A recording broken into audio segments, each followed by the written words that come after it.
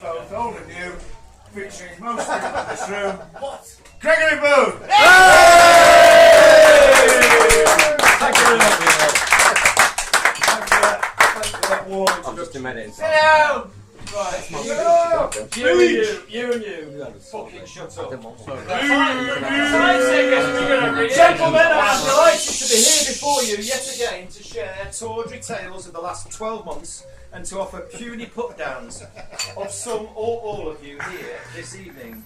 I hope, like me, you have fully recovered from the shock we all experienced last year, when my annual statement was shockingly drawn from not one, but two red books. Slightly darker red book has provided all the material needed for the traditional buckets of shit I'm about to put over us all.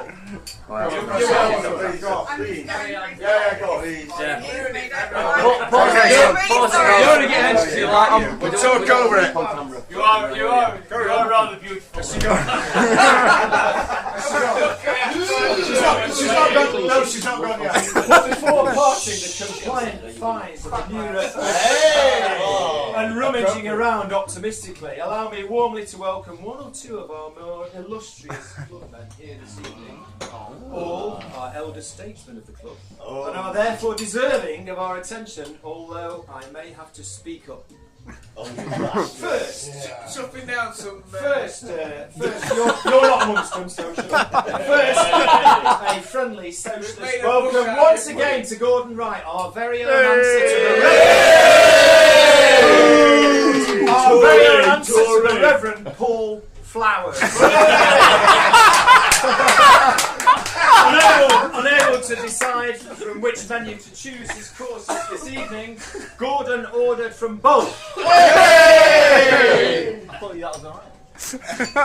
Second, a big cheer that was allowed. For, and welcome to Ed Worsley. Ed's continuing rude health, evidenced by another comeback game earlier this year, has made death feel even more cheated than any of the women who met Pete Muller or Liam Williams on an internet date. Third, Alex Sutherland category. What can I say about this man who has returned so heroically to take back the #1 shirt he hung up so many years ago? Well, how about this? We've won only one of the 7 games since his return, and he's let in 23. Damn true. Bring on Scottish independence.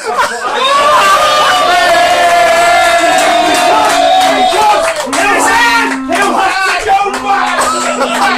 He's not doing man and man. He'll have to go back! Send him back! Send him back!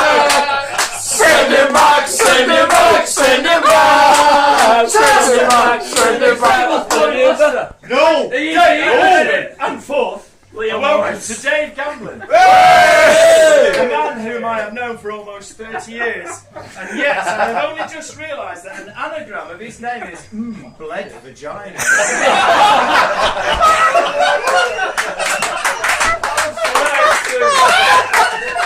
You're all thinking about it. And so, you're not going to send him back now, are you? Let us now have a look. Send him back! Send him back! Send him back! Send him back! Send him back! Oh, you bled vagina, you. So, let us now have a look at the shining mirror. Oh, didn't realize that. Chant again. I didn't mess it up. So let us now have a look in the shiny new red book. The first 2013 game in there is written up on a loose sheet of paper and is a record of a 2-2. A loose sheet of paper. Is a record of a 2-2 draw with Hewlett-Packard. The weather that day was, like Lee Allet's hairstyle, sunny and crisp. Esper and Johnny scored our goals, the latter also picking up the Man of the Match award. Tease's refereeing attracted a donkey moment as muggings and rapes were waved away. Play on whilst dropping his whistle or losing it in his pocket.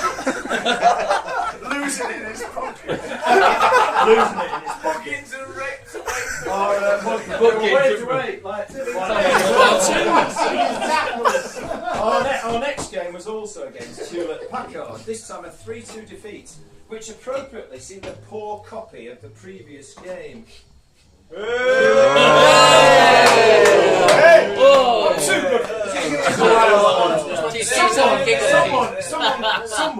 Someone called Keith scored both our goals. One man of the match and no doubt fucked someone's missus. Never again appearing on the pages. Ash predicted Ash, not Keith, who was stealing from the cash box, would get cramp, then got it. Mark's hungry hippo style catching was noted. Like it.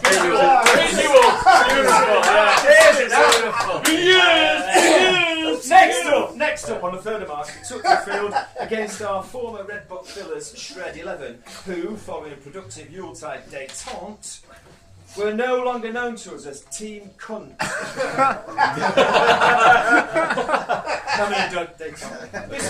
This is a very special game for a number of reasons. First, we won. Second, we kept a clean sheet. Just to leave it. And third, after 15 years of literally aimless and futile wandering to get to and on the pitch, Pete Weller scored. Where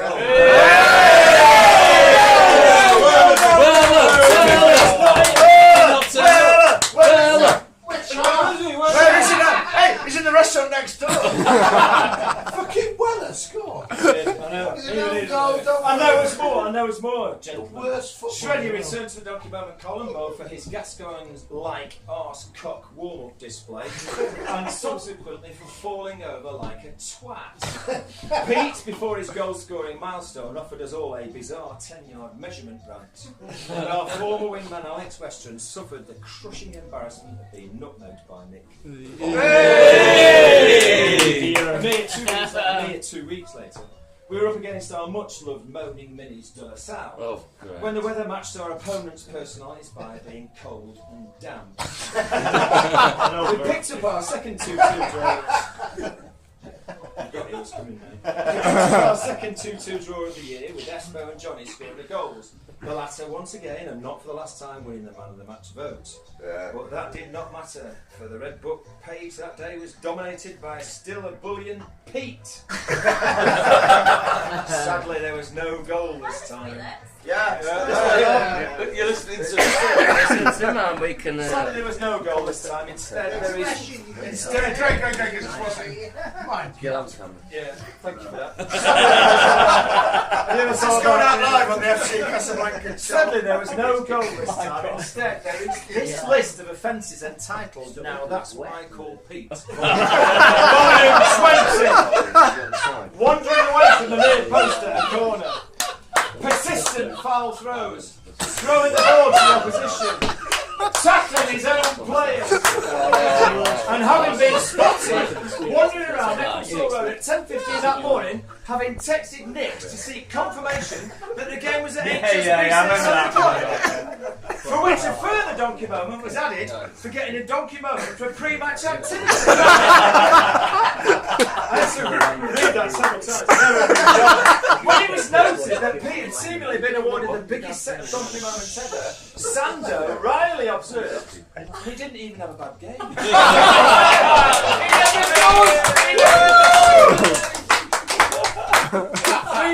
3 weeks later, things autism. 3 weeks later, things took a turn for the worse. Results-wise, not for Pete, which would be impossible. As we suffered our first but not last heavy defeat of 2013, a 6-2 coating away in Poynton. Nicest man in the squad, Lloyd, with a huge majority, won man of the match, consigning Johnny to a single vote, which almost certainly came from Lloyd. Ed Worsley, back from dead leave, protected the right flank.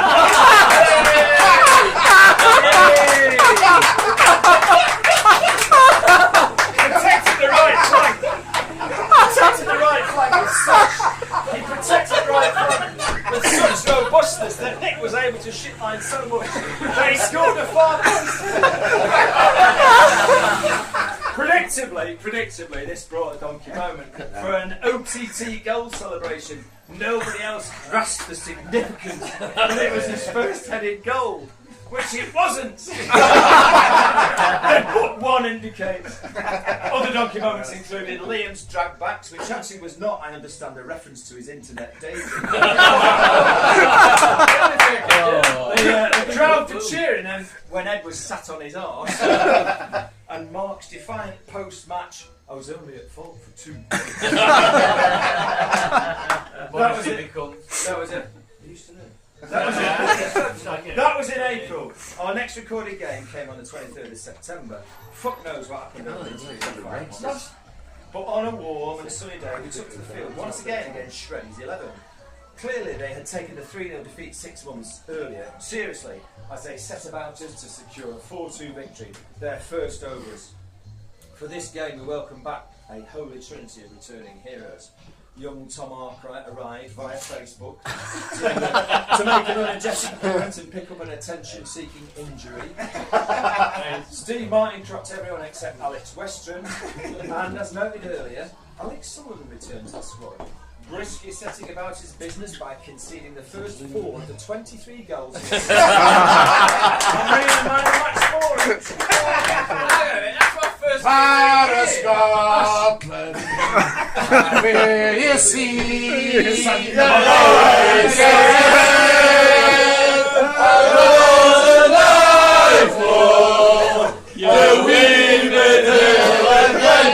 stood against him. Get so! But it was only I sent him homeward to let the fingers again. Is that someone's? Was it that? First game in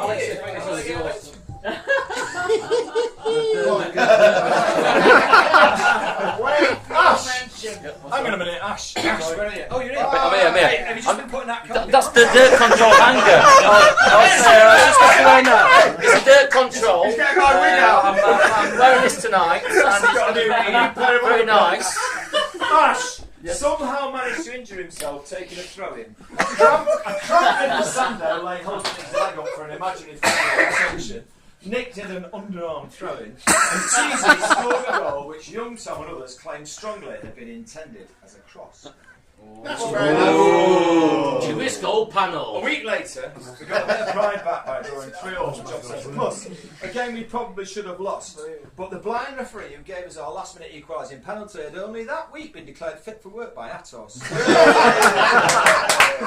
did that last year. Oh God. Cheesy, with timing reminiscent of his own tackling, declared that his goal the previous week had been a shot. Oh yeah. Ash's private pre-match emotional text to Nick. Oh yeah, that why one. he may Yeah, I not know make about the that game was unsurprisingly read out in a loud voice. The nativity speech. He turned into. This included the jittery statement that Ash had a bad turn last night. But he was still a bit shook up in all honesty. And I still am. I'm still feeling the effects. And ended with a hint of an explanation. Drugs may have had an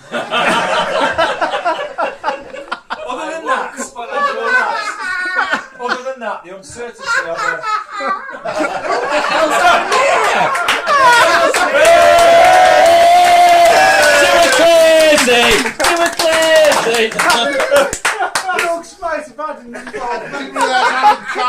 It's Phil. I thought it was funny. Other than that, I didn't stumble across it. Other than that, the uncertainty over Biggs' squad role, given the return of the prodigal Jock, was addressed by his installation at left back. A role he adopted with accomplishment by providing a perfect pass for the Job Centre's third goal. There you go, Mark, you've made it. In October, we were back in Beachy for a rematch against the Walking Dead. Alex let in goals 6, 7, 8, and 9 of his year on target at 23. 2 barrels here. Decrepit deceivers.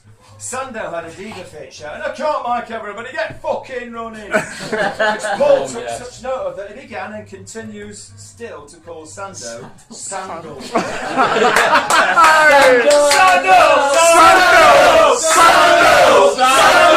Sandal! 2 weeks later, back on our beloved home turf, we entertained HSBC on a mild and blustery day with light showers. Alex was able to let only 2 goals, which thanks to John and Espo earned us a creditable draw. There is little of note recorded in the Red Book entry this game. Apparently Espo asked Matt, "Who's your mum?" To which Matt replied, "OK, thanks." An exchange of such hilarious misunderstandings. So Warren, I am sure you will agree, the cost of tonight's dinner in its own right. And there was more. Johnny got all chippy about not passing to Matt or his mum or something. And Jono had an e-cigarette, something that would normally have an and in the middle of it. Oh, there's one more. Johnny, right, texted Nick, right, to ask for a knee support, and right, he got one, but he didn't wear it. And there was no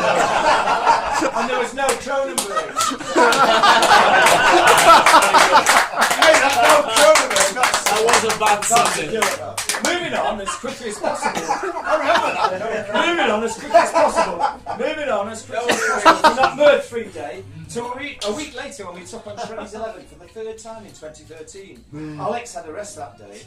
So Mark returned to keep goal and the assuredly safe standing that he is let in 10. 10! Fucking 10! 11! Only 3 less than Alex had let in over the preceding 4 games, which in itself was an average of more than 3 goals a game. Shilton versus Clements in the 70s, this was not. One versus Wonder, maybe. We did manage to score 3 in this one. 2 of those from our sponsor and the goal of the game stroke season with me. I hear no evidence. There is a magic moment written across the page that is for keeping going despite getting hammered. Which I think may have been borrowed from one of Nick's Yorkshire Ripper punches. Paul picked up a donkey moment for still calling Sando. And for complaining about the length of the grass. And Biggers picked up a backpack because he wasn't wearing his contact lenses. Everything's fuzzy without it. And so into November, with confidence low in advance of our biggest game for some time against Sheffield FC's sheltered accommodation in England. Cometh the hour, cometh the man, and the man that came was Jono. Inspiring a 2-0 win by scoring the first goal, leading the line exquisitely, getting bummed in open play, and headshot in a goalpost on his solo. Jono epitomised, personified, and exemplified everything that is magnificent about this club. And as he is quoted as saying that day, not enough donkey moments because we're too high on winning. Oh, and a returning Alex decided to abandon his target for a week. Sorry, James, I need to clean It's alright, camera on that. Get the camera on that. Get the camera on that. He abandoned his target and kept a clean sheet. I'm just going to go Alex again. A week later, we were brought crashing back down to earth when a slimline Russ Biggins HSBC ripped us apart 7-2. Pete Warren returned to grace the donkey moment column, changing the course of the game when he came on at 2-2. Alex reprised his world famous keepers shit catchphrase and a returning Stu Clancy. Oh, he's there. Oh, here he is. Noted as laughing at our own fuck-ups. Repeatedly, yes. And so to the last game recorded thus far for 2013, which took place less than 2 weeks ago, but which already is hopefully fading away. Sheffield Collegiate were our visitors, offering a youthful opposition with an odd mix of pace and ability alongside clumsiness and dark intent. And with a stratty, pinch-faced little cunt up front who was thankfully led down the touchline and drowned in a bucket before half. Alex needed 3 goals to reach his target of 23. We lost 3-0. Teasy was ordered loudly in the repeaters. Go left, go left, go left! But stood his ground as the calls came from behind him, and he couldn't be sure which way left.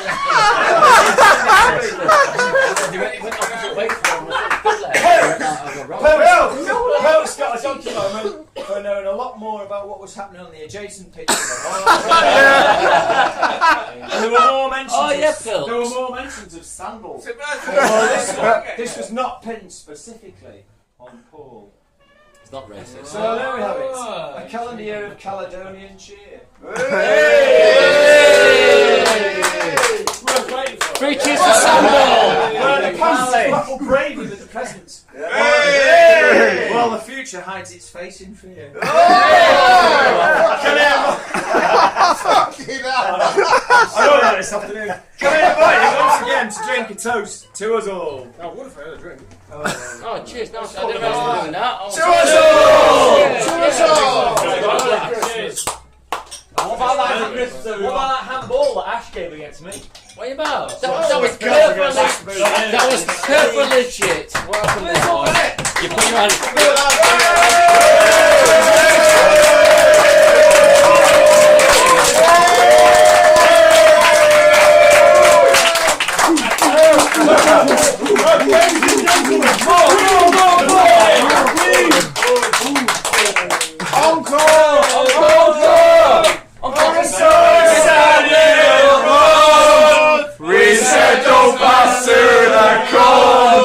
There's always someone to blame.